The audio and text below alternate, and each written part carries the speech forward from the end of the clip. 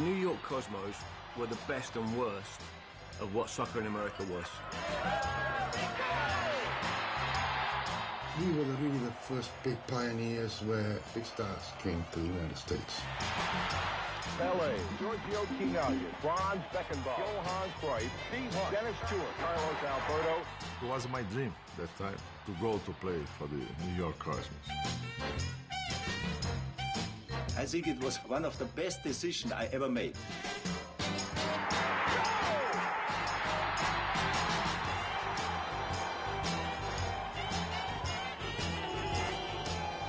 All of a sudden, in that one summer, summer of 1977, Cosmos took over.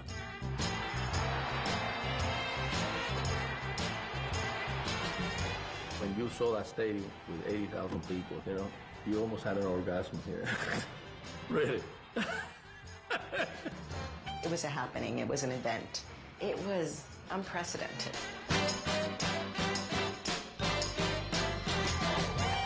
The Cosmos were North America's soccer ambassadors to the world. I think there was a sense that we're all in on something special. The world sport is finally being birthed right here, right in our midst. Soccer will be the biggest big league of all. Goal number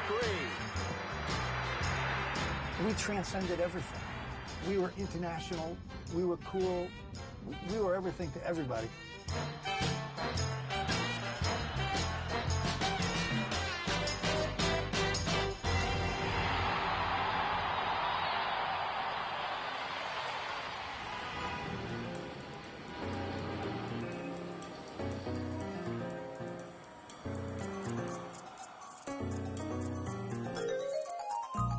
The world's most popular sport came to its most powerful nation in the same way the United States imported many of its people, through the gates at Ellis Island, imported from almost every corner of the world.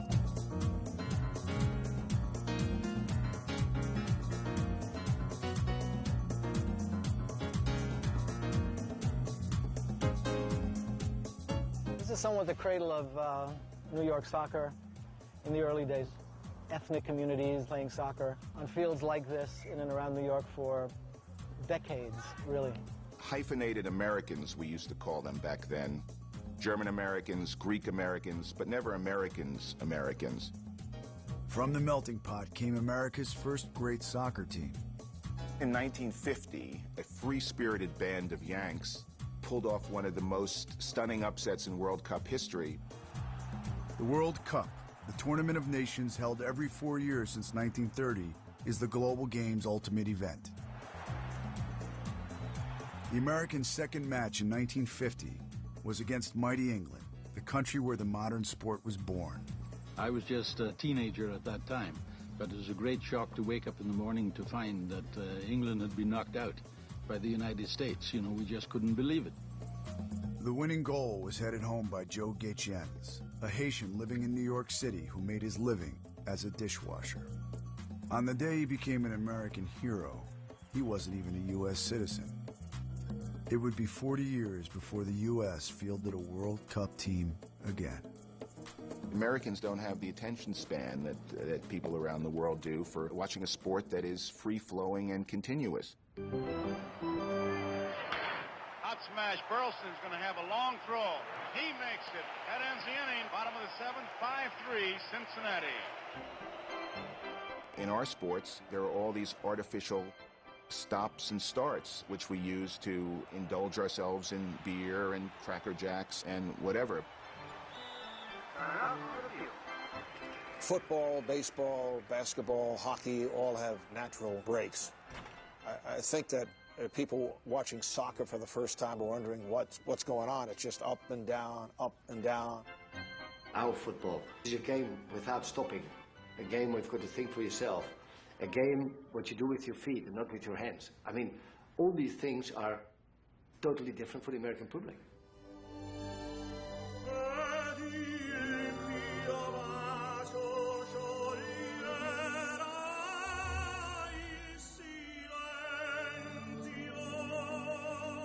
If you really want to get soccer, you have to concentrate on it for the entire 45 minutes.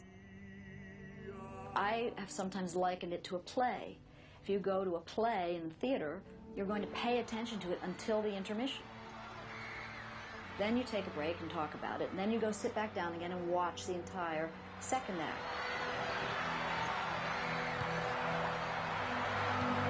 Soccer's like that. It's not like the other American sports.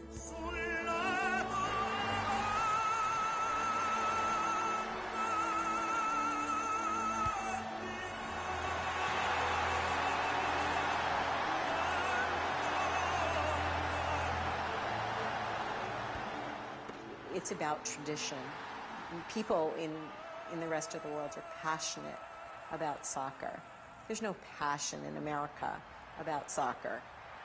By the 1960s, there was no passion because there was no soccer.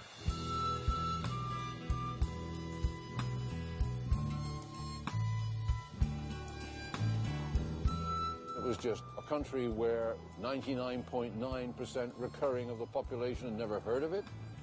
There were no youth leagues, no amateur teams, no nothing. It was an absolute barren country in terms of soccer. And yet the next great American football club would change the world's game forever. 1, 2, get down!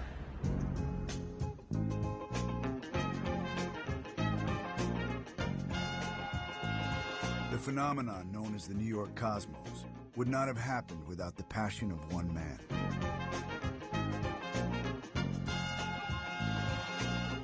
My father was a big sports fiend. He loved watching football. We went to basketball games all the time. We went to hockey games all the time. And I think the idea of developing a sport from basically scratch in the United States really turned him on. He was a traveling salesman who became the world's first media titan. Long before Ted Turner and Rupert Murdoch, there was Steve Ross, creator of Warner Communications. Paid the cost to be the boss. They owned Warner Brothers Studio, which boasted some of the great film stars of the day, Redford, Streisand, Dustin Hoffman. They owned record companies that featured musicians like Dylan and the Rolling Stones, Ray Charles. See a bad mother. He started the first true entertainment empire with comic books and ended up igniting the cable television revolution. Told you so. He also bought an arcade game company and helped create the first name in home computing.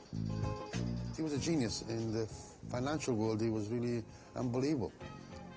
And he was also close to Frank Sinatra, by the way, so it was unbelievable. He was fantastic. He was not only a big businessman, he was very charming, and he was like a father to us. He had transformed his father-in-law's funeral parlor and a collection of parking lots into a media empire. For Steve Ross, anything seemed possible, even soccer. It captivated him. Man owned movie studios, man owned 6 record companies, cable, Paid the cost to be the boss. company doing $4, $5, $6 billion a year, and then he's enamored with the going into a locker room. But for what reason, what purpose was he obsessed with it? What was that all about?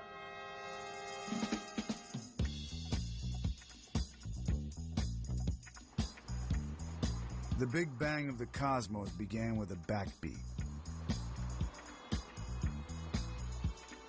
And 2 brothers from Istanbul, Ahmet and Neswi Erdogan, are responsible for more classic vinyl than Elvis and the Beatles put together. Ahmet founded Atlantic Records in 1947. Warner Communications bought Atlantic 20 years later, and the Erdigans went to work for Steve Ross. Here we were 2 New York businessmen who had this love of soccer. My brother decided to leave Atlantic Records. And Steve Ross said, if you stay, I'll do anything that you like. So my brother said to Steve Ross, listen, what I really would like is a professional soccer football team. Neswi Erdogan came to me and Steve, actually, and said, soccer is going to be the biggest sport. It is the biggest sport in the world, and clearly it's going to overtake America. Television viewers in the U.S. had gotten their first taste of world football's potential in 1966. They saw almost 100,000 fans pack Wembley Stadium for the final between England and West Germany, as the BBC broadcast was carried live in America. In one of the most thrilling matches ever played, a young Franz Beckenbauer and his teammates could not stop England's Geoff Hurst. It's a goal! Some people are on the pitch, they think it's all over. It is now. In the UK alone, more than 32 million viewers tuned into the extra-time thriller. Still the biggest audience in BBC history. You can't have a professional league without having investors convinced, and I think the showing of the World Cup in 1966 was the turning point. That convinced them that it could happen in this country. The American game of the same name was flourishing, with the birth of the Super Bowl and the first network television contracts. The American Football League franchises had become, over the years, sometimes quite quickly, worth millions and millions of dollars. And soccer, the franchises were very cheap. So you had the opportunity, the possibility of getting in on something on the ground floor. Emboldened by the BBC's success in '66, American investors backed not one, but two professional American soccer leagues. Trying to find an American who could play soccer, American-born who could play soccer, it just wasn't there. By 1968, the two leagues had collapsed into one, the North American Soccer League, featuring 5 largely failing franchises. We knew that if the league was going to be a success, if we're going to get the media and sponsorship and television attention, that we had to have a successful New York franchise. The stars would align for the NASL just south of the border in Mexico City at the 1970 World Cup.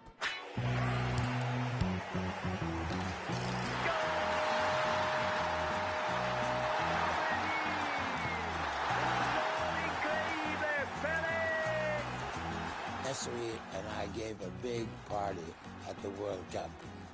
We invited Pele and all of them came to our party. I just happened to gate crash into a party, and a gentleman there introduced himself. He said, "Come on in. My name is Nesri Erdogan." So right then, that night, I met his brother as well, Amit, and we arranged to meet in New York later. Nesri and Amit returned to Manhattan and held Steve Ross to his promise. Steve and I called 8 other executives and got them to put in $35,000 each. I did it, Steve did it. So, I mean, what's $1 million between friends? They hired Clive Toye as general manager before most of them had ever seen a game. Nestle said, "I'm going to take you to St. Louis, the hotbed of soccer. I mean, this is where soccer is really big." We got there, and 340 people were in the stands. I counted them, 340 people. We watched the game, and it was, you know, I never knew what a header was. I thought giving great head was something else. And I looked at Steve. I said, "We love Nestle, we love Arbit, but this is going to be a disaster." The league was nothing to talk about. I mean, it was really semi-professional, and we had a ragtag team. They started recruiting players. All they needed was a name.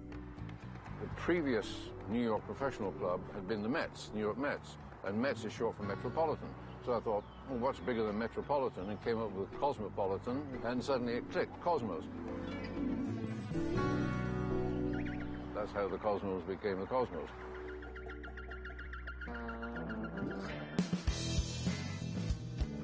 Toye's first hire was an English player-coach named Gordon Bradley. Clive and I, he was in the office, and he was doing his planning and his thing. I was out in the fields, coaching. My name is Gordon Bradley, and I'm a professional soccer player. A lot of you will probably not have heard of this game or seen this game played before, but I think it's just about the greatest game in the world. In the early years, Bradley and Toye built the team with players mainly from New York's amateur leagues. The league was called the North American Soccer League, a professional league. But in essence, it was a semi-pro league. We didn't make a whole lot of money. We practiced twice a week. We all worked for a living. I worked for an architectural firm. I was working as a teacher at a high school in an all-black neighborhood and then playing for the Cosmos on the side.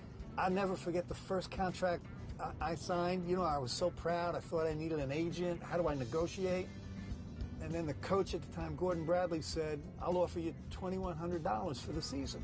I said, well, what would you say if I said no?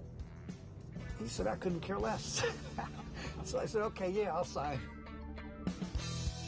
I worked at Warner Brothers Jungle Habitat, which was it was a safari up in West Milford, New Jersey. Randy Horton was the Cosmos' first leading scorer. A chimp named Harold from his day job was the team's first mascot. Horton's boss at the Wild Animal Park, an architect from Havana, Cuba, named Rafael de la Sierra, became the Cosmos' first vice president. I remember a friend of mine asking me if I knew how many people play on his side, and I have no idea. You know, it was 10 or 9 or, I don't know, but there were a bunch of guys, you know. I mean, it was really a disgrace of a team in many ways. When we started with the Cosmos, it was a small ethnic crowd. Nobody knew who we were, and we just played because we loved the game. We loved the game of soccer. They played their first game at Yankee Stadium, but soon moved 25 miles east of the city to Hofstra University on Long Island. There were maybe 50 people in the stands, and it was mostly the family of the players. We were thinking of, you know, how can we possibly draw anything to see this game, you know? We'd give away T-shirts, balls, keychains. And they would have me call radio stations of 2 listeners. And I felt like Jimmy Swaggart or Billy Graham at the time, you know, to spread the word. Listen to me, legislator. It was almost an impossible situation, you know? We tried everything, and it didn't really work. In 1972, the Cosmos won the league championship. Not that anyone noticed. But by then, the ragtag team had hooked the only fan that mattered. We're sitting out in the stands in the pouring rain with, 50 to 100 people watching the game. My father's running down on the sidelines giving the players towels to wash off. This is, that's who he was. He did anything he did like with a great deal of gusto. It was all of the dreams that he had of owning a major league sports team and tried to believe that this was a major league sports team when indeed it wasn't. I went to Steve and I said, Steve, clearly this is something that Warner should take, not us, because we're, this is going to lose quite a bit of money. The 10 original investors sold their stake in the Cosmos to Warner Communications for $1. Ross put his empire behind the idea of American soccer. When it first was released that Warner Communications was buying the soccer team, I don't think anybody really took it seriously.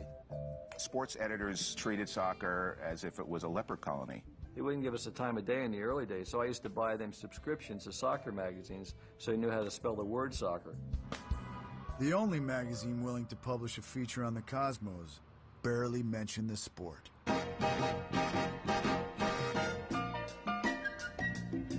A friend of mine asked me whether I wanted to pose nude in a magazine. I said, dude, you're crazy. He said, no, they pay good money. They pay $5,000 and they're looking for an athlete, a professional athlete in New York. I thought it'd be semi-nude. I thought it'd be a towel or dim lighting or artistic picture. Needless to say, when the magazine hit the newsstand, there was nothing subtle about it.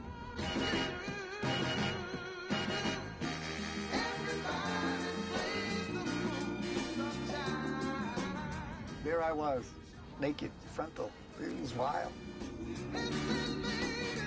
Man, I didn't think anybody would see it, but the Cosmos saw it.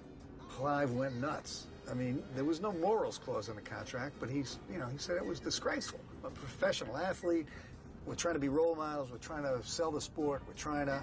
I said, Clive, wait, you told me our biggest challenge is to get exposure. I got you more exposure in one centerfold than you've gotten all year. In 1974, Ross moved the team closer to the city in an effort to attract more fans. The only available venue was Downey Stadium on Randall's Island, just below the Triborough Bridge, connecting the Bronx and Queens with Manhattan. You know, it's Randall's Island, a prison, and some guy selling hot dogs. That's all. And the field was like broken bottles and dirt, but we thought that was a step up. I remember having great difficulty getting out of my bed on game days. Really not wanting to go to Randall's Island. It was not the type of place that you'd play on purpose. It's Randall's Island where you played all your home games. You might not like the ground, but they like it 50% worse than what you do, or 100% worse. You can do it, but it's up to you. Randall's Island was quite appropriate, actually, I think, for some of the players we had playing at the time.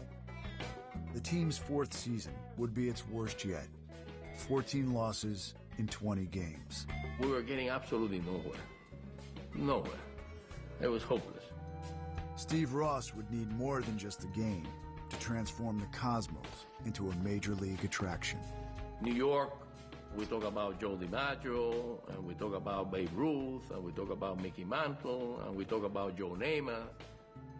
And we said, what we really need in this team is a big name player.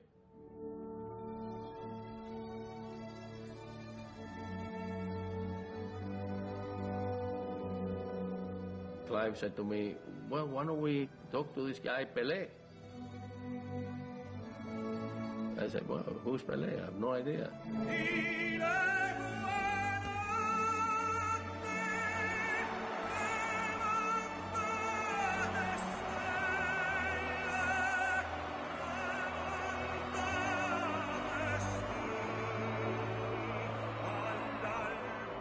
Pele was Pele. There was no better player, more spectacular and more famous player in the history of the game than Pele.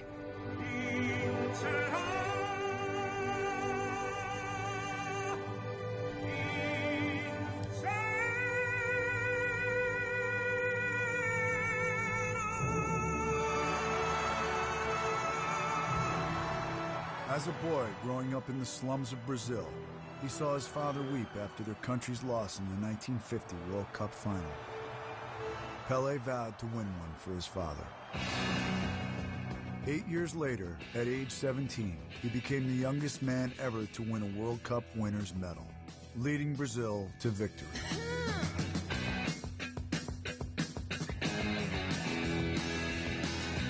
The first of a record 3 World Cup championships. There was only one player in the world who could break through this crust here of, just antipathy more than just indifference, and that was Pele.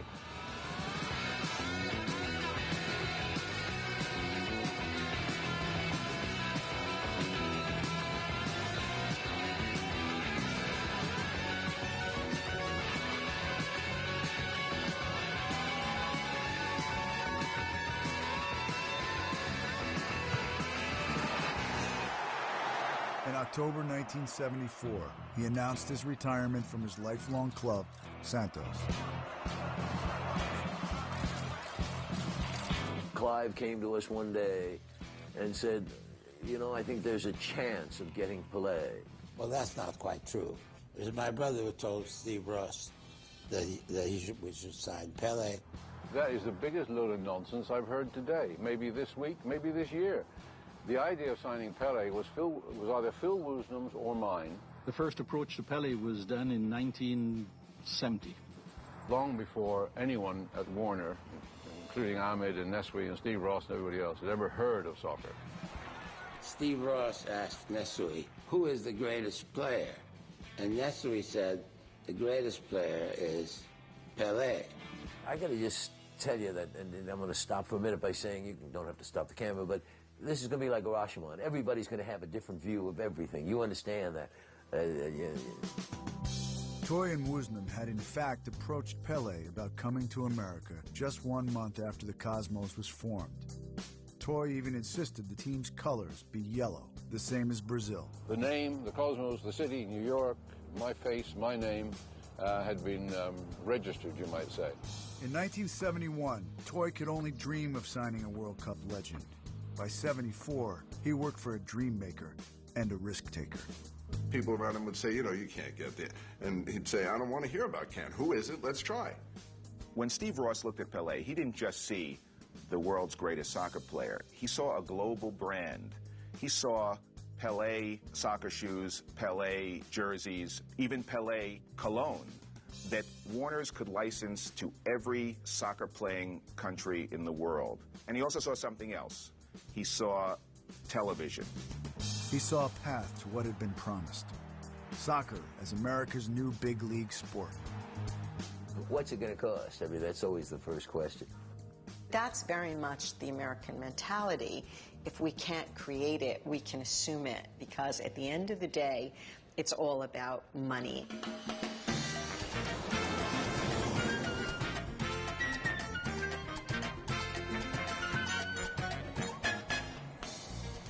Nestle, myself, and Pele, Raphael, and I guess Clive met in the seaside resort with a fellow by the name of Shisto, who was Pele had 32 advisors. We play soccer with Pele on the beach.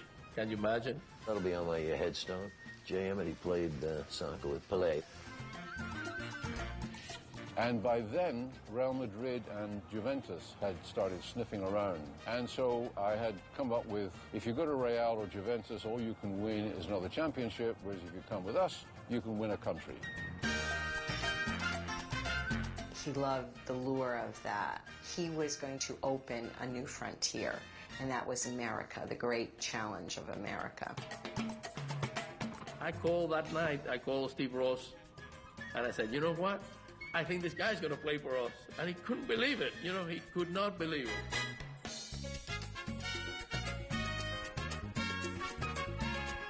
I was negotiating the agreement with Dustin Hoffman for the film called All the President's Men. And then I got a call to see Steve and Jay in their office. And they said, Norman, we want you to go to Brazil and sign a soccer player by the name of Pele. And I said, okay.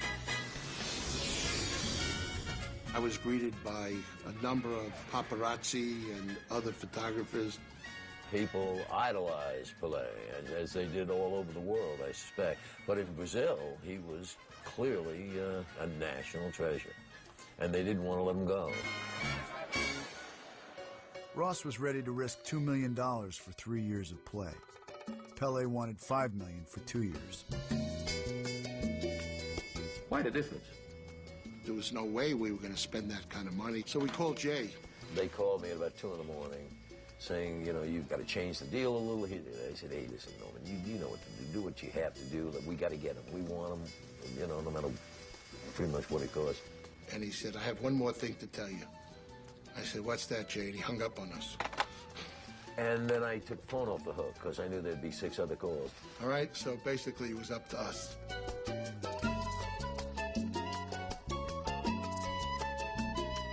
And we proposed a 5-part deal, 5 contracts. 3 years for playing, 10 years of worldwide marketing rights, a 14-year PR contract, a music contract. The total package was, we owned him lock, stock, and barrel. Has anybody ever mentioned the amount of money we paid Pele? Not a lot of money. Pele was paid $4.5 million. $3 million for 2 years. $5 million. Altogether, $2.7 million.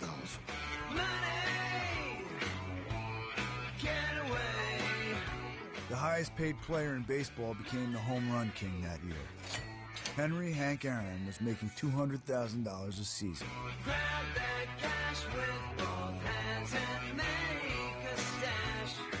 What Warner's came to him with was like the apple in the Garden of Eden. It would have been a very, very strong and strange individual who would turn that down. Pele okayed the deal. His country did not.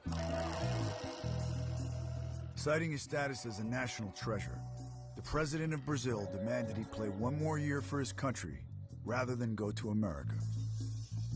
Pele turned to his suitors for help. Warner Communications headquarters, 75 Rockefeller Center, New York. Nelson Rockefeller was the vice president of the United States. My father worked for Nelson Rockefeller, and they asked my dad if he would ask and maybe put in a good word to the Brazilian government, and wouldn't this be a great thing for both countries to have Pele come here. Like 3 or 4 days later, Nelson called back and says he has no idea who Pele is. He couldn't care less if he comes to play here or not, but that there is a guy in the cabinet, and he thought that would be a fantastic idea, and his name is Henry Kissinger.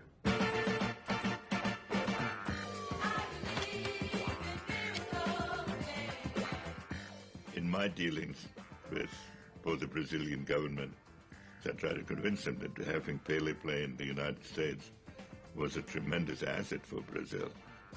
Pele got a phone call from the Secretary of State of Brazil, begging him to please sign the contract with the Cosmos for the good of the relationship of Brazil and the United States. Well, when Pele received that call, he said, my God, you guys can do anything, I'm going with you, no matter what.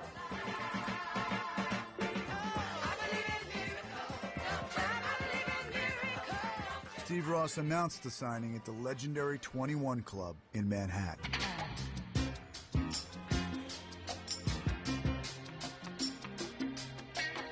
The Cosmos held their press conference there in a room aptly named the Hunt Room, as if Pele was the prize catch.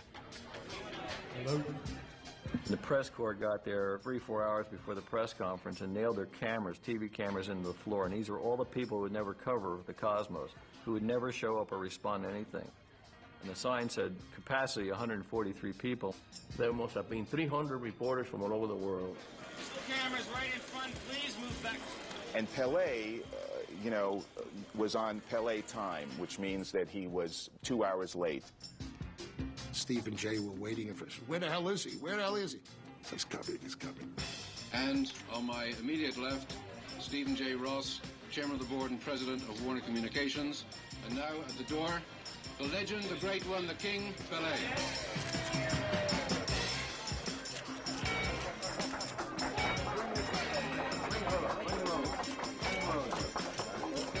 When Pele finally came out, the rush of people to come up and meet him was, unbelievable. I had never seen such a thing. Will you please behave yourself? So all the reporters turned into fans. We finally calmed the press corps down. One person was heckling us from the back, and we were looking behind the lights, and it's Dick Young up on a platform talking about the denigration of professional baseball, how soccer would ruin the sport of baseball.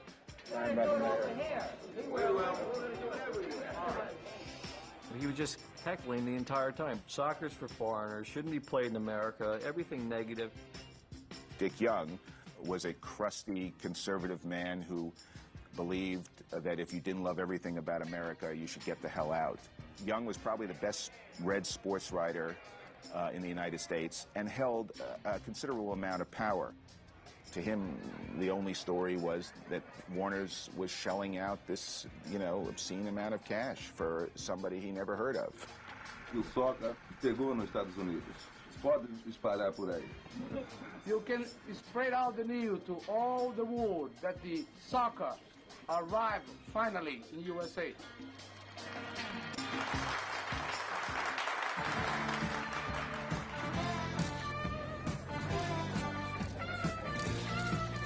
Within 10 seconds, the time it took Pele to sign his contracts, it all changed. Finally this evening, something about an extraordinary man from Brazil who's been soccer superstar Pele. Today in New York City, Pele, the greatest soccer player who ever lived. Everywhere in the world, people knew that there was a Cosmos soccer team in New York and that Pele played on it. Fly, fly, touch the sky. What you gonna do now? There's no one. We're down at practice at Randall's Island, trying to avoid the broken glass on the field and cuts on our legs. And then all of a sudden, we see a guy coming on the field and he's spray painting the dirt. We had to take spray paint and paint the mud because there was so little grass. We're going, this dude is nuts. I don't know what he's doing. And then we see a helicopter flying over.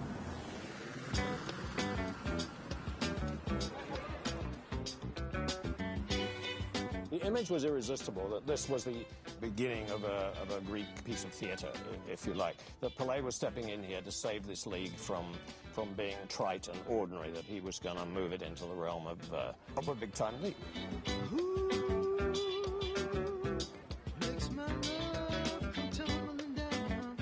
The Cosmos were already 9 games into the 75 season and last in their division with just 3 wins.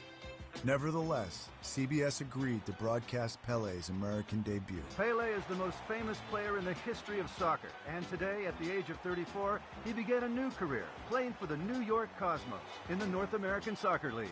The first game that Pele played here on the Sunday afternoon against Dallas, the place was filled, absolutely filled. What brings you out today, sir? Curiosity. The guy's worth $4 million. I got to see him. I've never seen a soccer game in my life. We could have gotten in 2 or 3 times as many. It was a huge, huge game. Pele's magic drew the largest crowd in the history of the Cosmos.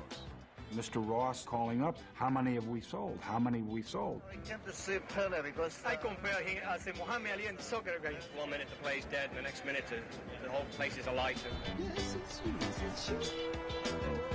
doesn't know what the field is like. It could be anything. It could be up and down, in and out, all around. But he played in it. He could have said, I'm not playing on that field. He didn't. He played 90 minutes. Enough said. And when the cameras pointed to the field, it was green, it was beautiful.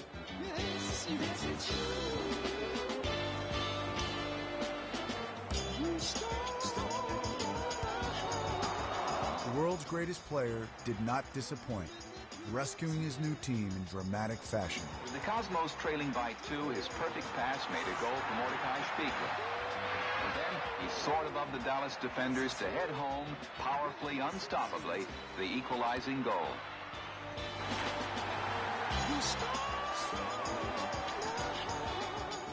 When the game was over, Pele was in the shower. The locker room was packed with reporters. He gestured me from the shower. He goes, psst, psst, psst. So I go to him, and he says, Rafael, this is the first and the last game I play here. How can you say this to me? I mean, you know, don't you see it's a big success? How can you possibly say that to me? He says, you know, the most important thing in my life is my feet. And look at my feet. I have a fungus that I have contacted here. I'm not playing with you anymore. I said, Pele, this is green paint. That we painted the field green. He could not believe it. His first season would be the Cosmos' last on Randall's Island. I had to get Pele in the stadium, which he could play in, he should play in, the stadium, Giant Stadium. Less than 7 miles from Times Square, construction in East Rutherford, New Jersey had been underway since 1972. Giant Stadium, with more than 75,000 seats, was scheduled to open for American football in the fall of 1975. Ross was banking that by then, America would be ready for professional soccer. But in the summer of '75, Pele could hardly save his team, much less his sport. He thought we were passing him the ball too often. And I think that was, a limitation on our part, thinking that as long as we got the ball to Pele, he would take care of the rest of it. It was hard to not be in awe every day. And you would think you do something every day, you get very used to it. But every day, there's Pele on a field. I mean, come on, it's Pele. I'm learning so much just by being around the guy, and how he plays. The biggest challenge for us on the field was not stopping and watching him play, because he still had these incredible moves.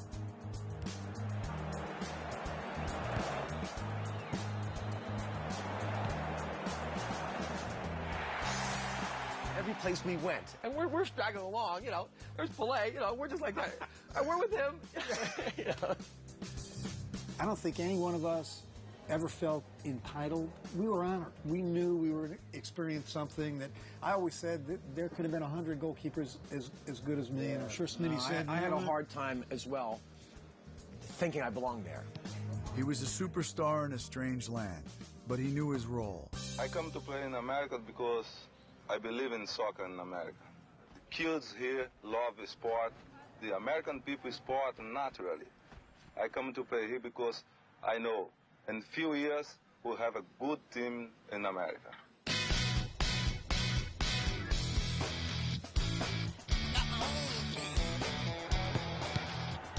I think his challenge was really figuring out how best to fit in to a team of journeymen that, were trying their best. He talked to me a couple of times. Try to play like you're playing a game of chess. Be 2 moves ahead of the ball or something, of the play.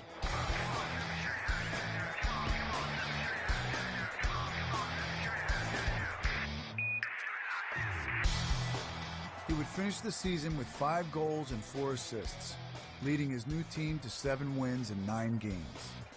And although the Cosmos missed the playoffs, Pele had done his job. Set him up, Joe. Get it. You know, we look at things in the world of the Cosmos as before Pele and after Pele. His mere presence shattered attendance records in Boston, Los Angeles, and Washington, D.C. When I would go visit my grandmother in Washington, you're hoping that when you were there that the Dips were playing the Cosmos, that you could see Pele. After he pulled a hamstring late in the season, more than 20,000 fans in Philadelphia came out just to see him in street clothes. Now that the world's most famous athlete was in New York City, the media could no longer ignore the sport. Pele went to the White House, where President Ford found a soccer ball a lot more elusive than a football. Maybe I could do it better with my hand than my foot. And while most of the press was positive, there remained one powerful skeptic. Dick Young said, you know what, I want to meet Pele, and I want to meet him one-on-one, and let's go to a baseball game in my environment. They attended a Mets game late in the season at Shea Stadium. We are not announced. No one knows we're at the game. End of the first inning, we start getting a cluster of people around us. By the third inning, we were absolutely besieged by people. We couldn't control the fans. The umpire had to call play, and we're escorted onto the field because the security couldn't control the stadium anymore. It was absolute pandemonium. Dick Young he's almost crying, weeping openly. His heart is breaking that his baseball fans recognized Pele, who he had come to take down. And if he was really a reporter, he had only one recourse, and that was write the truth. This game was truly a spectator sport and truly global.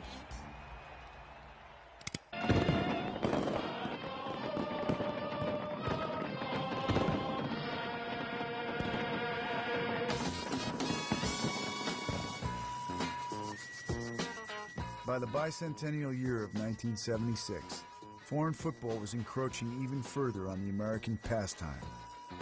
The Cosmos moved into Yankee Stadium. Pele, playing just half the season in '75, had tripled their average attendance. Pele brought instant credibility to the NASL. Because of him, other stars came over here, from Gordon Banks to Rodney Marsh to Jeff Hurst. Even George Best touched down in Los Angeles, because every other franchise thought, well, if the Cosmos can do it, we can. On arrival into Tampa, one of the questions the American journalists asked me was, you've been described as the White Pele. And I said, that's not quite true. Pele is the Black Rodney Marsh. And that didn't seem to go down too well.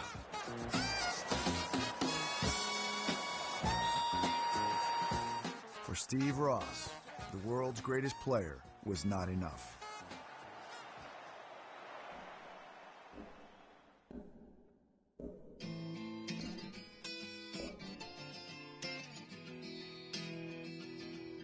New York likes winners.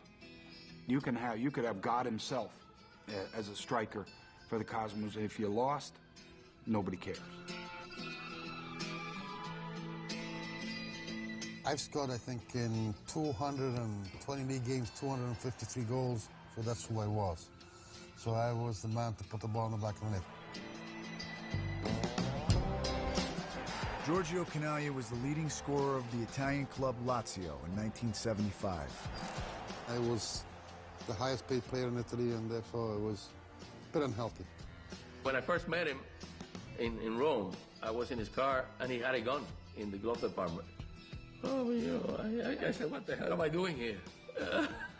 He thrust himself upon us. His time in Italy was running out. He was been thrown off the national team. I mean, it was the easiest signing of a name player that anyone could ever have. My first wife was American, like my second wife is American. Therefore, I said, let's go to America.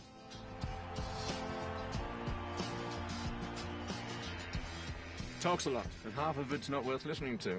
The other half I wouldn't listen to either, so where you got him?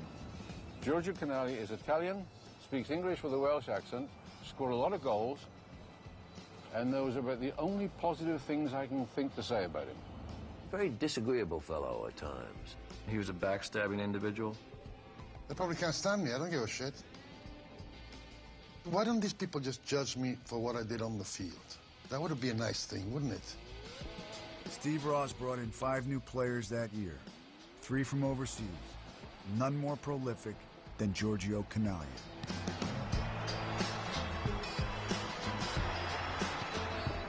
Yeah, I was demanding on the field, yeah. But at the end of the day, there is nobody that's scored more goals in the history of North American soccer than myself. Giorgio was extremely passionate about soccer, and I think he found a like-minded individual in my father.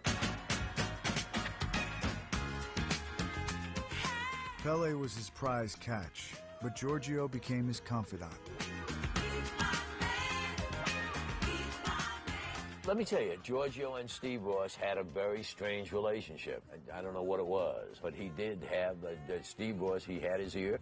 That's absolutely the truth. I mean, Giorgio had won a soft spot in the heart of Steve Ross. I remember Ross wearing a pair of Cosmo sweatpants with the number 9 on it, Canaglia's number. He was wearing Canaglia's pants. That was sort of a metaphor for their relationship.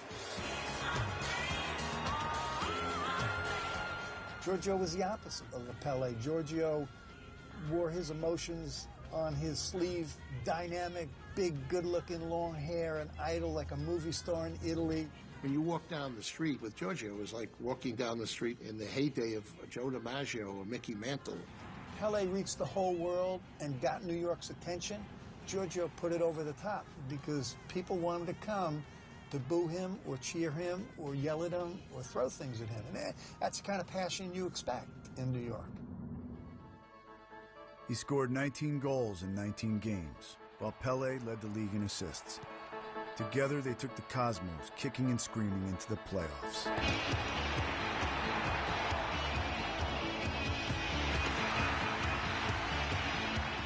Giorgio was a little jealous of Pele. He wanted to be Pele. I just wanted to score goals. I didn't care who played beside me, really. I never did. That's why sometimes I wasn't liked. But I don't care about that either. He's the only professional player I've ever heard in my life who would make criticisms of Pele. Off the field, he was all right. He's, a very quiet person, lovable person. On the field, I had some problems with him, yeah.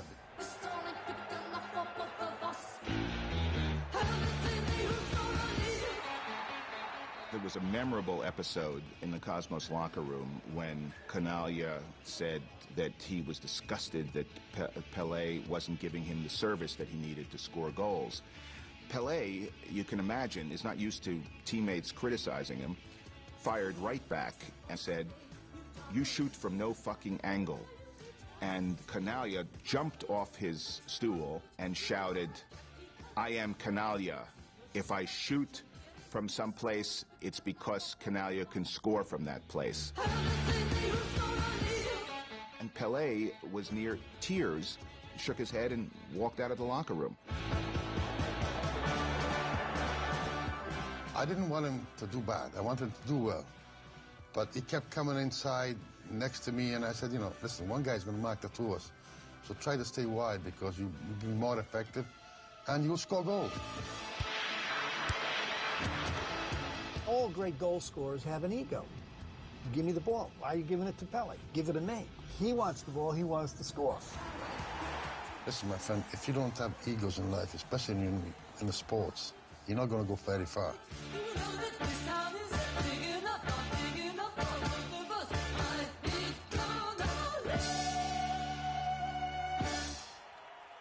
The two huge personalities did have one thing in common.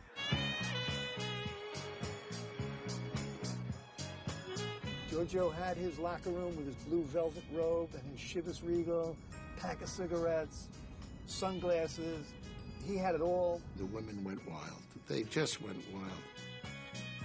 I remember one night, there was Pele with a blonde on each arm. He looked at me and he smiled and said, "Not for the book, my friend."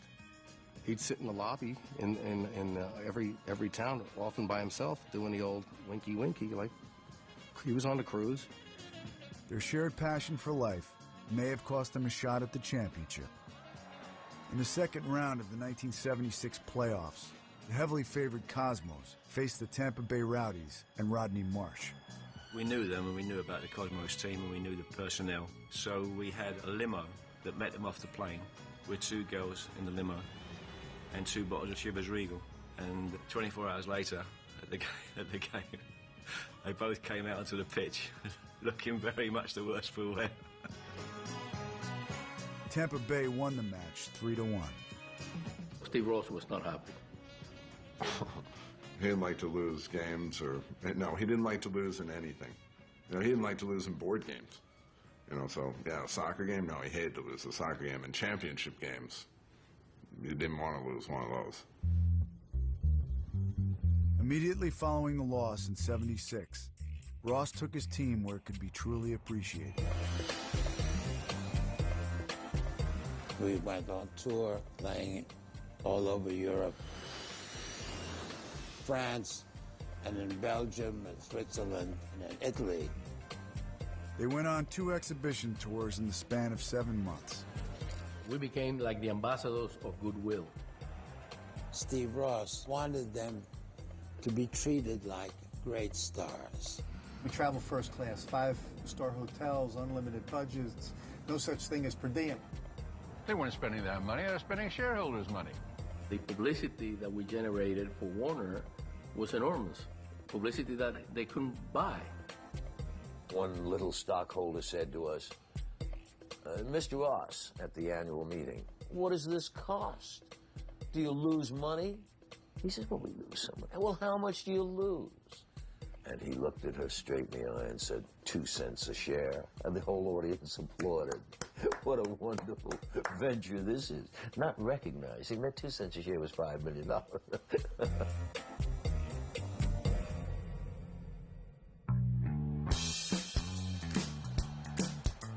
In 10 years, American soccer had developed into a different game than world football. The league had tailored the rules for American fans. There had to be a winner. If it ended 2-2, you went into a mini-game after that. And if it stayed at 2-2 or even became 3-3, you had to go to what was called the North American Soccer League shootout, going one-on-one with the goalkeeper from 35 yards out, dribbling in and having 5 seconds to get your shot off. And I loved it. I thought it was fantastic. It makes the game more emotional. I still think in Europe they should try it. In the spring of '77, Steve Ross was at last able to move the Cosmos across the Hudson River to Giant Stadium for Pele's final season.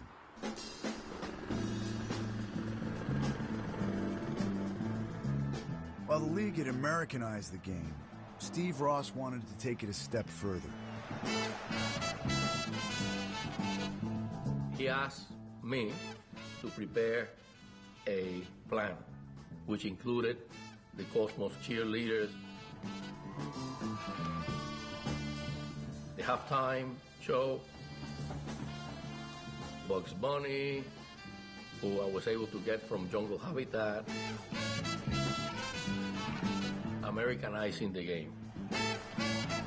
Americans like putting their kind of own twist and flavor to things, and I think that that's what they were trying to do, to basically have more of the American fans kind of come in and embrace it.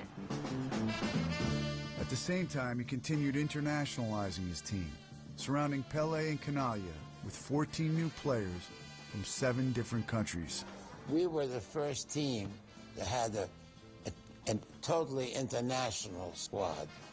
It was like Noah's Ark, okay? There was something to please everybody. Nevertheless, they lost 3 of their first 5 games, averaging little more than 20,000 fans in their new giant home. Here we're putting up, a lot of money on the field, and we were not drawing. So he wanted to make a change, raise the bar. They sent me to Germany. They sent me to sign Franz Beckenbauer. Turned back by Jeff Hurst in England in the classic World Cup final of 1966, the Kaiser would lead his country to glory 8 years later.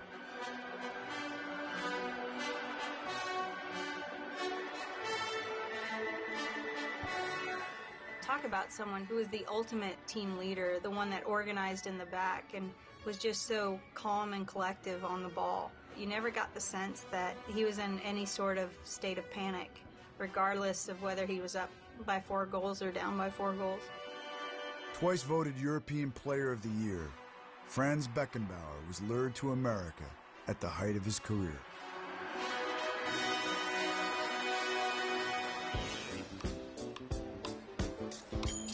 I knew Pele was there, Giorgio Ginalia was there, but the rest I didn't know. So it was an adventure.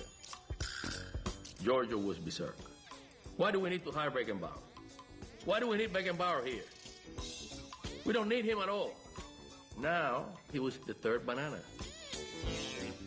Beckenbauer's first game was a 4-2 loss to arch-rival Tampa Bay. The following week, they beat Toronto at home in front of 31,000 fans. Steve Ross wanted more.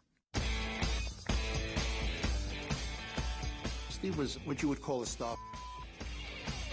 Every time, somebody was in New York shooting a film or doing an album or whatever, they got dragged to a Cosmos game. Warner Communication. You own a movie company, you own 6 record companies, cable. I think you can get celebrities. I think that's pretty easy. Actors, actresses, politicians, you name it, we had them all at the stadium.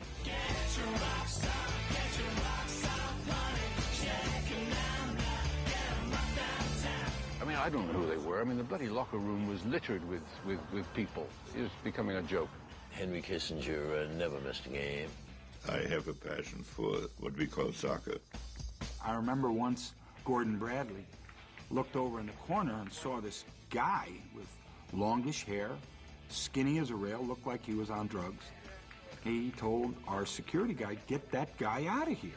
Who is this guy? Everybody came to him and said, Mick Jagger. He didn't recognize him because he looked so terrible.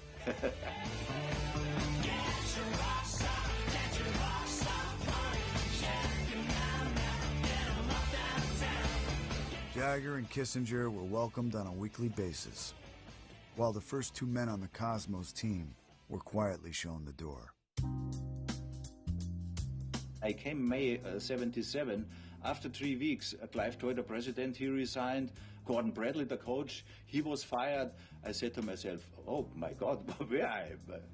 Just weeks before he was fired, Bradley had dropped Canaglia from the first team. They didn't like me. I'm sure they didn't like me. So there's only one way that we can get rid of this guy, probably drop him. But they have little minds. They thought then I would ask for a transfer or something. Forgetting that some people push the buttons. On Giorgio's recommendation, Ross hired coach Eddie Firmani away from Tampa Bay.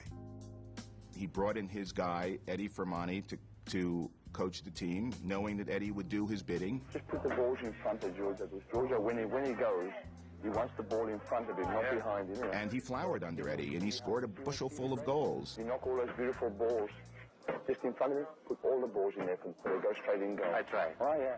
It is unquestionable that Giorgio Canaglia had a malign influence over Steve Ross and therefore over the Cosmos. No question about that. I say malign advisedly. I could think of stronger words, but maybe women and children watching this. See, what they don't understand, people don't understand, if you do your job good, I'm going to give you a lot of credit. I have my credit on the field. What the hell do I need anything else? My goal just was to have the best team in the world, and it was good for the company. That was my goal. Nothing else. The lunatics took over the asylum. He was always pleasant to me, you know, he's a suck-up guy.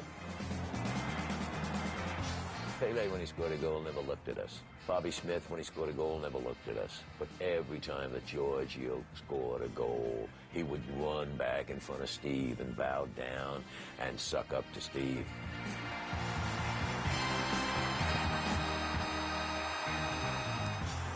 By the last week of June 1977, Canali had 8 goals and the team had 10 wins. They avenged 2 straight losses to the Rowdies in front of more than 62,000 fans.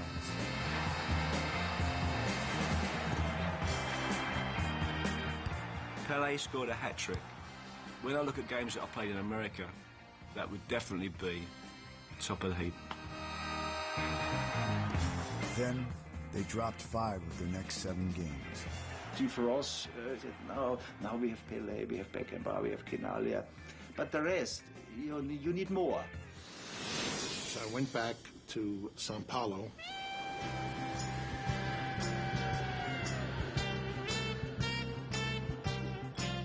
In my opinion, the most important signing from a team point of view was Carlos Alberto. As captain of the Brazilian national team, he had helped Pele win his 3rd World Cup title in 1970. With only 4 games remaining in the 77 season, Carlos Alberto came to America to help his old teammate win one last championship.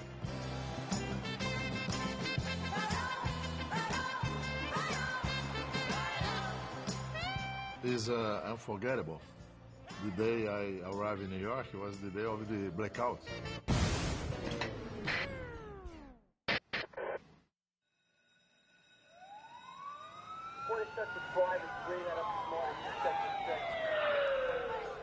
At 9:34 last night, it all went black. Dark streets was a wild outburst of crime. A night of no lights, elevators, subway trains, airports, air conditioning, traffic signals, television. Arson, looting, mugging, and 1,000 false fire alarms. In the darkness, July 13th, it seemed as if the world was turning upside down. We had the criminal Son of Sam, who was a serial murderer. Riots in a blackout. Major problem was the bankruptcy of the city of New York. It was really quite a year. When the power returned, the lights came up on soccer in America. Soccer, and it's fast becoming as popular here as it's been in the rest of the world.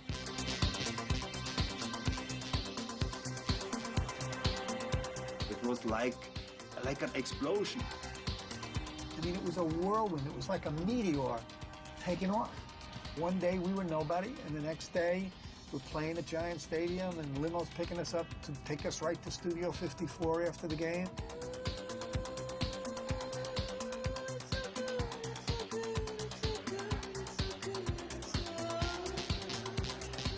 We had a table there, a big table that was reserved for the cosmos, not only for the players, also for the bosses. The doorman looked me up and down and gave me a hard time until I uttered the 4 magic words, "I'm with the cosmos."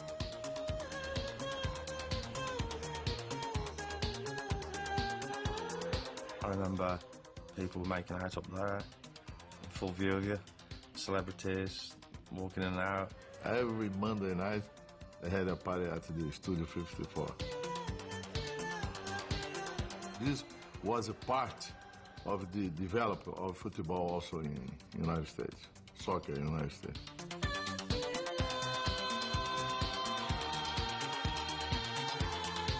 Everybody was invited to the party.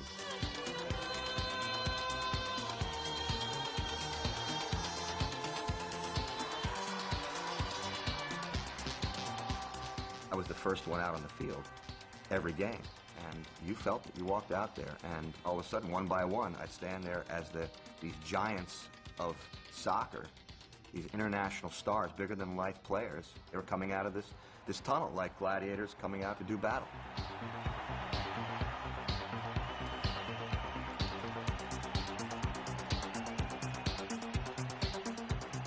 August 14th, 4 days after police arrested David Berkowitz, the self-proclaimed son of Sam, the New York Cosmos sold out one of the biggest football stadiums in the world.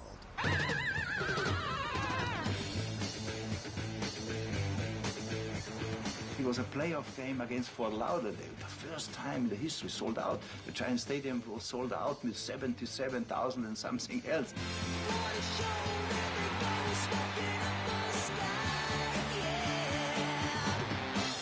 Soccer's the game that everybody's involved with. Takes stamina, speed, strength. The excitement and something going on all the time. I think it'll be right up there with baseball as a national pastime. Soccer is not only here to stay, but will be perhaps the ultimate, the biggest big league of all. It was just unexpected, unbelievable glory.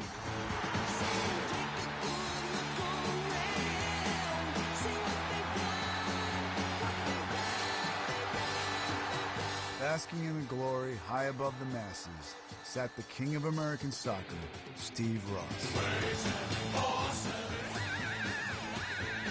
He would sit on the second level of Giant Stadium, which is fairly high up because he thought he could see the action better. He could see the whole field and what was going on. And we had to put chains on him because from the mezzanine at Giant Stadium, he was always arguing with the referee, and everybody was afraid he was going to go fly down. A remarkable sellout crowd of 76,000 last night at Giant Stadium. The Cosmos, the new darlings in town, beat Rochester 4-1 to make their way to the final, the Soccer Bowl in Portland, which will be seen here on Channel 4 on Sunday, starting at 4. Ross watched his one-time ragtag team become champion.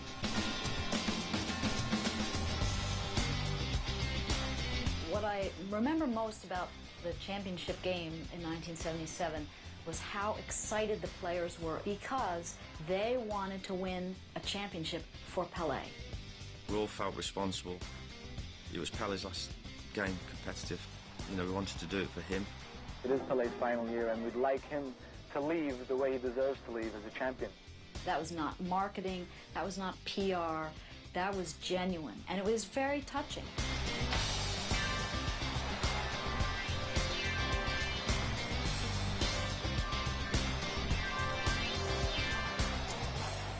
It just fell into place on the day, for me personally. Scored what's probably put down as one of the most memorable goals in Soccer Bowl history.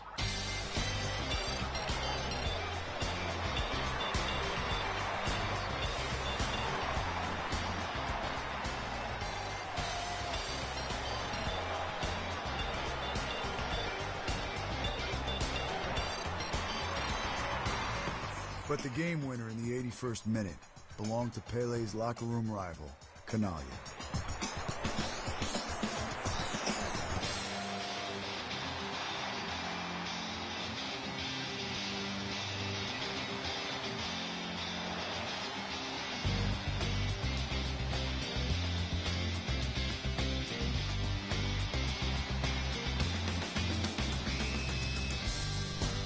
He had a pretty good year. He went away, winning out. He won the championship. More than that, we can't do. Since 3 years, I think this today was one of my best games. Win the World Cup, but there were 11 German on the field. You win the European Cup, there was 9 Germans and 2 foreigners. With the New York Cosmos, we had 14 different nations. So it was like a family. You know, it was fantastic. Yeah, it was really an experience. I will never forget this. This was an incredibly fun few years in my father's life. It was a big joy for him, and Jay's life, and Pele's life, and Giorgio's life. I mean, these guys were having a blast. You know, Warner Communication was in its prime, and my father was in his prime, and it was huge amounts of fun. There was nothing that wasn't fun.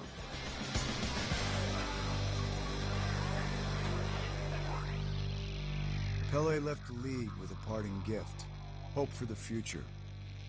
As he stepped aside, ABC Sports began negotiating to broadcast NASL regular season games on network television.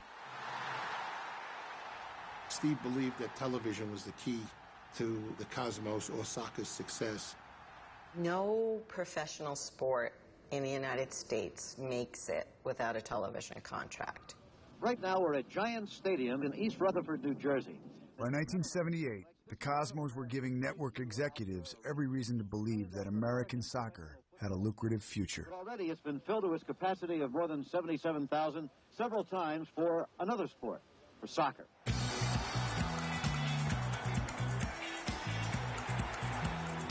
Every game was like a party. Even in Brazil, you don't play every game with the stadium full. People would be arriving 3-4 hours before kickoff with the tailgates up at the back, facing each other, and barbecues going, flags waving. Great atmosphere outside the ground long before we started the game. Steve Ross signed a whole new slate of international stars for the 1978 season. They won their first 7 games and 15 out of 17. The team got more and more stabilized. The team got better and better.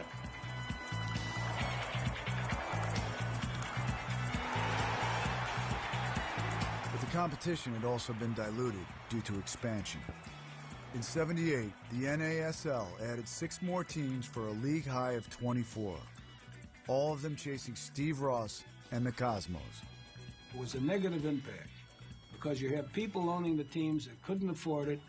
You had players that should not have been playing a professional sport, playing professional soccer, and the quality itself wasn't what it was. We had no business being in San Antonio, Texas, Jacksonville, Florida, Memphis, Tennessee, Las Vegas, Hawaii, Calgary, Edmonton. All became stops on the Cosmos traveling circus. It was like traveling with the Rolling Stones. I mean, it was big. The whole thing was lightning in a bottle. It was a huge, huge aphrodisiac.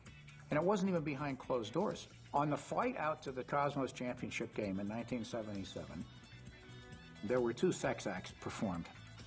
Right on the plane, headed for the championship game. My sports editor, I was 26, 27 years old. He said, how'd you like to cover the Yankees? You know, the most coveted beat in this country. I looked at him and said, no, thank you. I'll stick here with the Cosmos. I'm having too good a time, just too good a time. The Cosmos entourage included a huge press contingent, translators for more than a dozen languages, even personal assistants. All on the road at Warner Communications' expense. Giorgio's philosophy of life is that he needs people to do things for him. And he doesn't have to do anything for them. He's allowing them to be with him. So Giorgio befriended Pepe. I wanted the success. I wanted to be there on top. I want to be succeeding. And most of all, I wanted him to succeed. I felt that his success was my success. He became like the Rock of Guinaglia. Guinaglia stepped on him all day. Pepe, get me a pack of cigarettes. Pepe, get me a lighter. And that was Pepe Pinto. I remember Smitty and I were in the hotel and heard some noise in the hall at 4 in the morning. And it's Pepe carrying a television set wearing a woman's pink nightgown. So after we stopped laughing, he said, Pepe, what are you doing, man?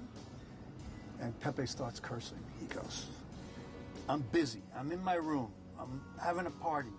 And Giorgio called me. The reception was no good on his TV, and he wanted me to bring his television up. My television wasn't working, and I wanted to watch the television. He had a good television, I had a bad one. You got to give me a television. So what's the big deal?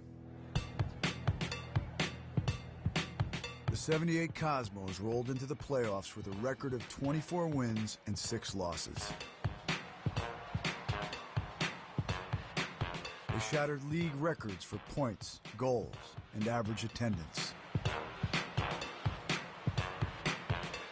And in the first game of a 2-game playoff series against Minnesota, they were stunned 9-2.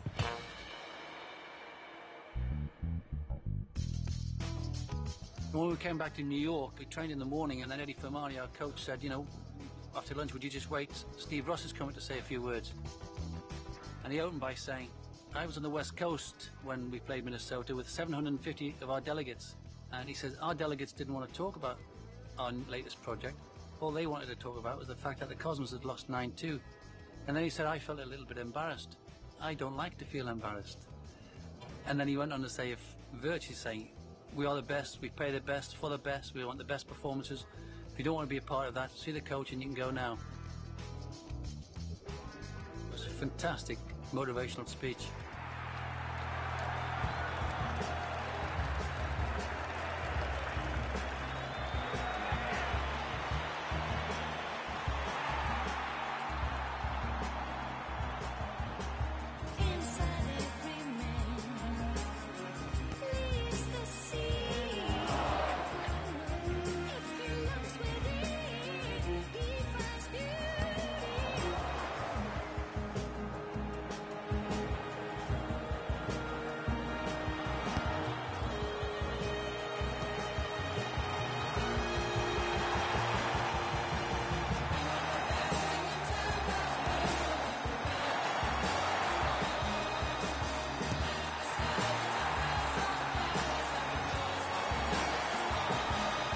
The 4-0 victory tied the series and forced a sudden death minigame.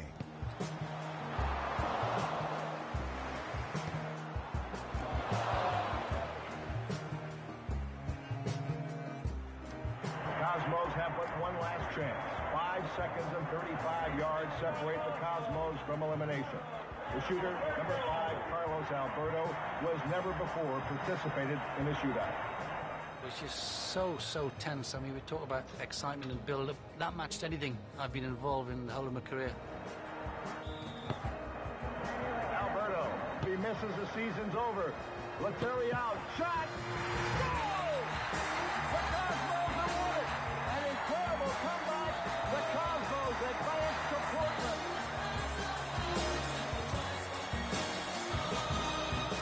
The win would carry the Cosmos to a second straight NASL championship. And the league to the promised land. ABC Sports presents the North American Soccer League. We put a tremendous effort behind the North American Soccer League package in 1979. We had top-flight production, we had tremendous promotion, and we assigned Jim McKay. Hello, I'm Jim McKay, and this is a moment that I, for one, will remember because we're about to do something that we've done on a number of occasions during the past 18 years at ABC Sports. We're going to begin something brand new to us. We wanted to give it our best shot, and we really did. I think we put everything behind it. I was the television expert. I had a very different view of our television potential. Rather, I wanted us on the anthology shows like The Wide World of Sports, with standings, players, saves, goals, player of the week, to build all the extrinsics of the sport and only put the championship game on television. That certainly was a marvelous act of soccer, I thought.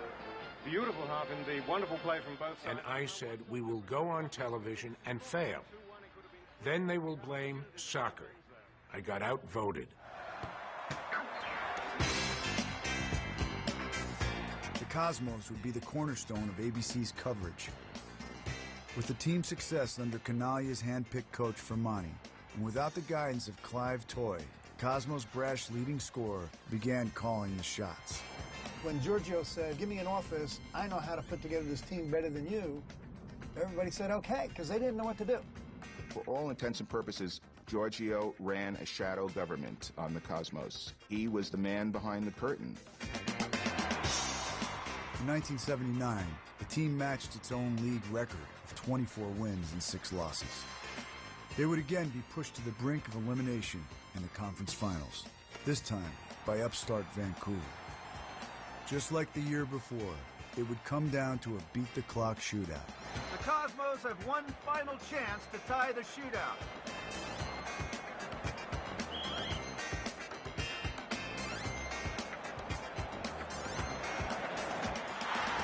Reyes' shot is in. It's in. But it's too late. The goal does not count. The 5 seconds is up. The Cosmos' reign is over. Time ran out for the Cosmos. Little did they know, the clock was also ticking down on the league. After just 1 year, ABC had seen enough. We did everything possible to try to make it work, and unfortunately, we had a 2.7 rating in 1979, and roughly that was about, on average, 2 million American homes. Television was handled very poorly by ABC and certainly by the league itself. Nobody wanted to watch it on TV. Absolutely nobody. I can remember playing a very important game, nationally televised, at 12 o'clock in the middle of July, and then they wondered why the ratings weren't there. Unnecessary to say it failed. Soccer failed. It didn't have to.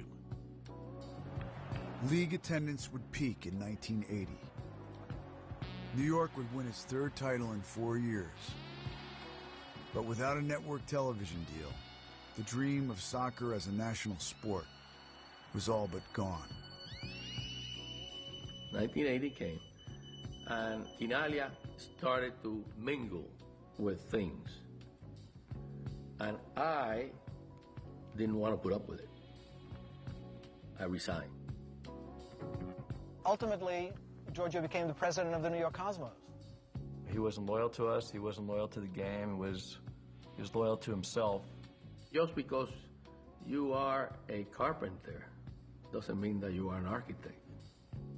Giorgio, I would say, was almost single-handedly responsible for the death of the Cosmos. He didn't run into the ground, was running into the ground before that, you know. I heard that Giorgio started to pay high salaries to his friends.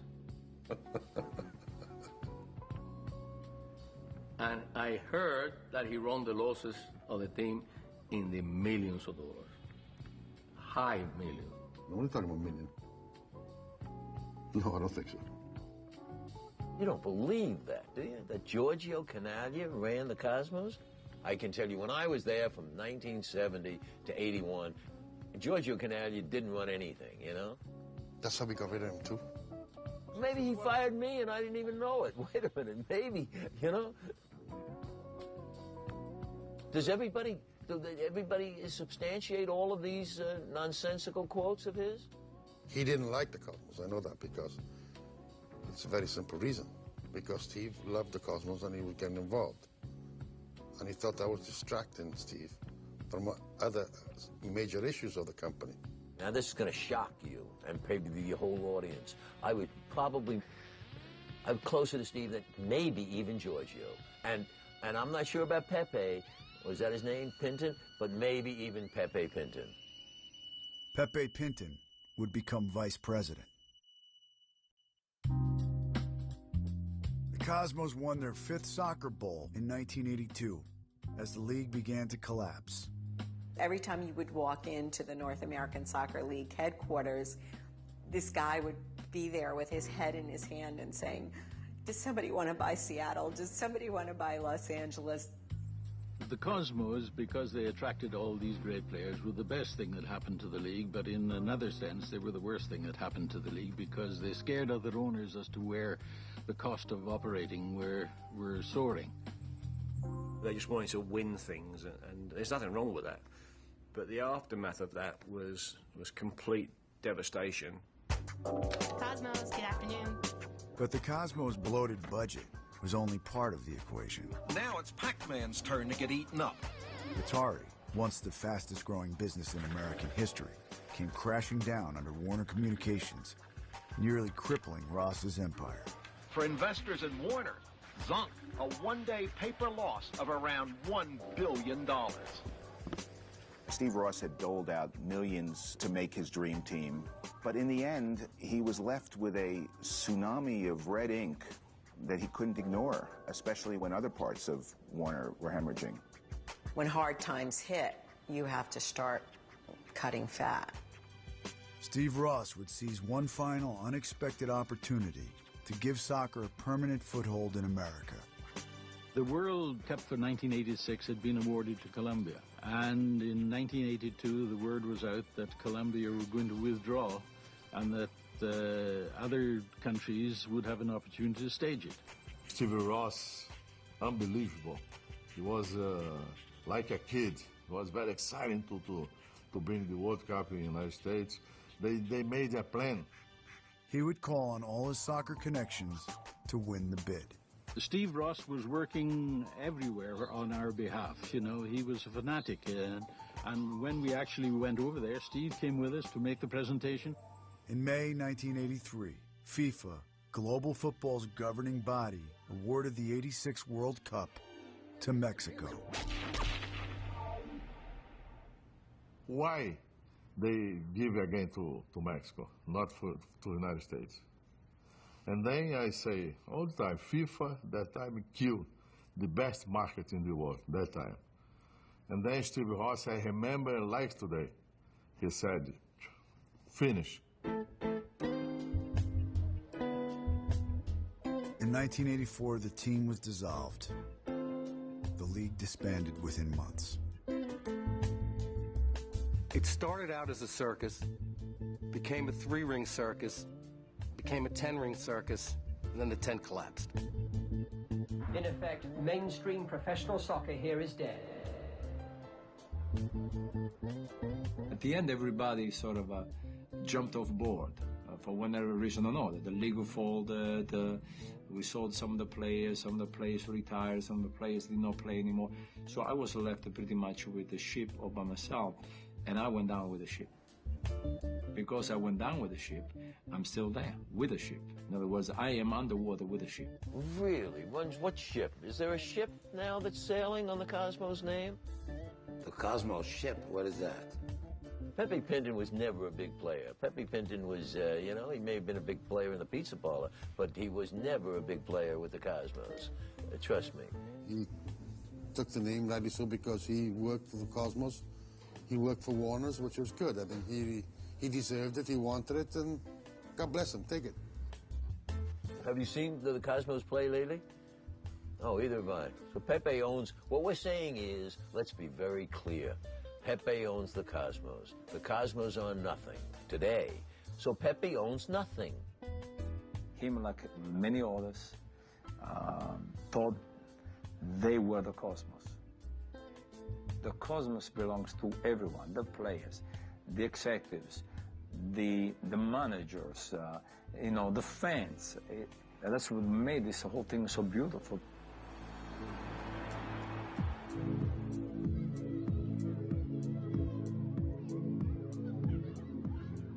The legacy of the Cosmos would be that they lay the seeds for every player that plays in this country today. There was a wonderful photograph I came across a couple of years ago. When Franz arrived at JFK, we called up one of the local youth soccer clubs and said, can you get a bunch of kids out there to with a banner to welcome Franz to New York? It was only many years later that I looked at the photograph again and realized that the kid standing in the center of the banner looking up at Franz Beckenbauer was in fact Mike Windishman, who was the captain of the U.S. World Cup team in the '90 World Cup in Italy. That U.S. team was the first to qualify for the World Cup finals since Joe Gaetien shocked England and the world in 1950. I mean, there was that clear transference of excitement from the Pele time to the young players that came after. You look at global football now, and the Cosmos were 20 years ahead of the time. Can you imagine a team like the Cosmos today, with the talent they had on the field, be worth $1 billion? Talk about Real Madrid, Manchester United. In those days, the Cosmos were it. If you continue talking about that, maybe I cry here, because so beautiful memories from that time. The Cosmos was the thing. The Cosmos was the thing that no one ever saw. People would cry when they went through the turnstile to see the Cosmos, and even the American people. If it wasn't for the Cosmos, if it wasn't for the devotion of Steve Ross and Ahmed and Neswi Erdogan, I really don't think soccer would have be where it's at today.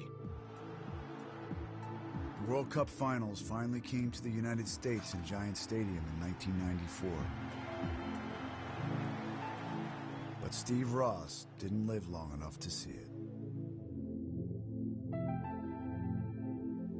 I was ambitious to bring the best players in the world at this time and to make the game more attractive and to recognize the game. When I came 77, you know, and you take your car and you drive to the countryside, to Long Island or to New Jersey, there was no one played the game. Now you have to drive. Everybody, you know, you see the goalposts of a football field. So that's, I think that has a name, and that's the cosmos.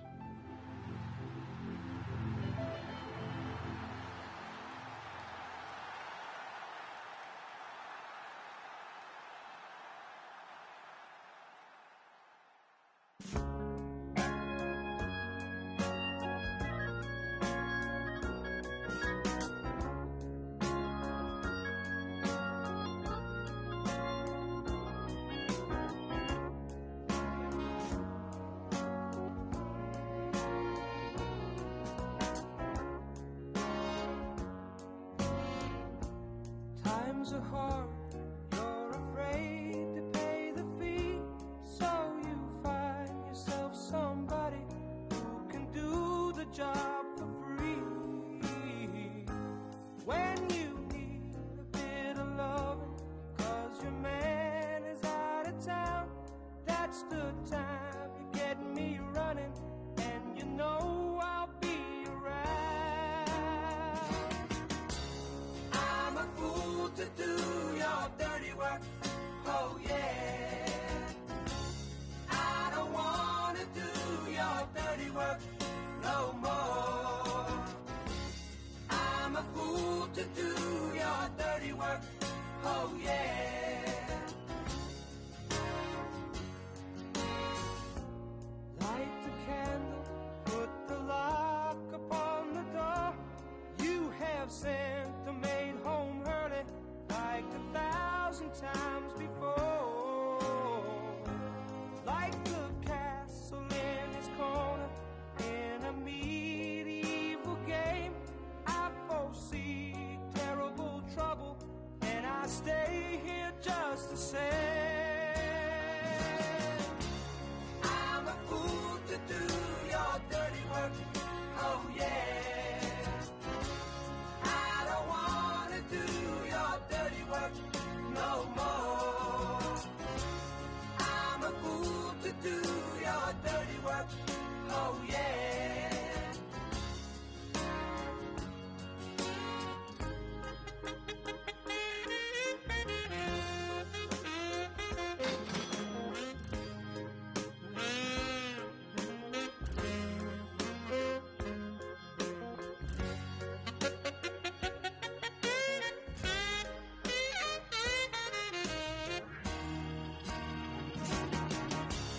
I'm a fool to do your dirty work, oh yeah.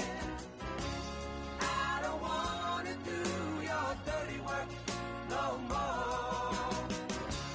I'm a fool to do your dirty work, oh yeah. I don't wanna do your dirty work no more.